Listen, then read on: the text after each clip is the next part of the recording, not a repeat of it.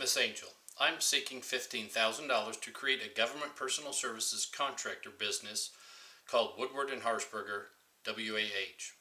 I require the money for startup costs to become licensed, bonded, and insured, secure money for web hosting, legal and accounting services, and a capital float for 2 months.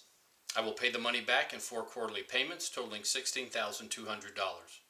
I look to provide government personnel services, personal technical communications, and cyber defense services to the Department of Defense and its partners to ensure services to the warfighter on time and on cost.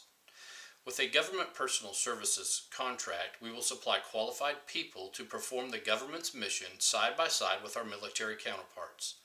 With credit tight, unemployment rising, and consumer and business spending slowing dramatically, only one sector of the economy seems poised for growth: the government. My business will be a disabled veteran-owned small business, as I'm a disabled vet. Ma'am, having worked in the Department of Defense for 31 years, I've noticed when there are military personnel cuts like that are happening now, the military will have to start relying on contractors to pick up the slack. So this is a favorable environment for defense contractors. According to the House Committee on Armed Services, in their challenges to doing business with the Department of Defense, they said that 26% of all government contracts amounting to $12.1 billion will be awarded to a combination of small businesses and service-disabled veteran-owned small businesses like ours. We will face some minimal barriers to entry, which we're prepared to overcome. First, the rapid pace of technological change will have to be forefront in the company's mind as we are providing personnel for technology and cyber services. Technology and cyber are ever-evolving fields, so we will make training a priority to stay competitive. We will also have to start programs that other companies already have, such as health care coverage, vacation, sick leave, retirement, workman's comp, insurance, and bonding. We're prepared to move forward with these programs, and we will put this money that we hope to receive from you to start these programs. Intense rivalry among competitors will be expected, but our experience with requests for proposal, our low overhead, and core competencies will give us the edge when bidding on government contracts. Furthermore, at WAH, we are in a constant state of process improvement and evaluation of our core competencies. We are a service-disabled veteran-owned small business targeting the federal marketplace. On December 16, 2003, the Veterans Benefit Act was passed by Congress. Section 308 of that act established a procurement program for service-disabled veteran-owned small business concerns.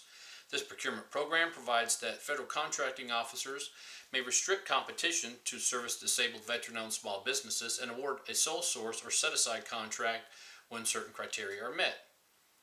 This core competency will allow us to partner also with other companies, bigger companies, so they can gain our service-disabled veteran-owned small business eligibility and bid on contracts set aside for service-disabled veteran-owned small businesses. Also, being a startup company and still relatively small will allow us to keep our bid prices low and very competitive, as we will have limited overhead compared to a larger business.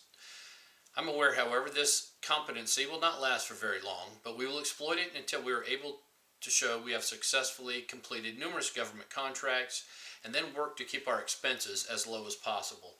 Another core competency we have and will continue to develop is social complexity. The whole is more than the sum of our parts. That's kind of difficult to understand, but we have knowledge about relationships and contracts with U.S. government acquired over a total of 62 years, giving us an advantage over other startup government contractors. We are more knowledgeable and have built more relationships. That is the sum of our parts, relationships honed over a 30-year lifespan. Due to the contracts we have nurtured over our total 62 years, we have access to a myriad of possible employees and superior resumes. Prior to bidding on a government contract, we will solicit employees and contingently hire them based on their resumes, contingent on being awarded the contract. Then, we'll use those resumes as company experience. Due to the totality of relationships of the owners of WAH have built, this will be a competitive core competency we will try to maintain and nurture. Last but not least, quality and the ability to change will be capstone core competencies for WAH.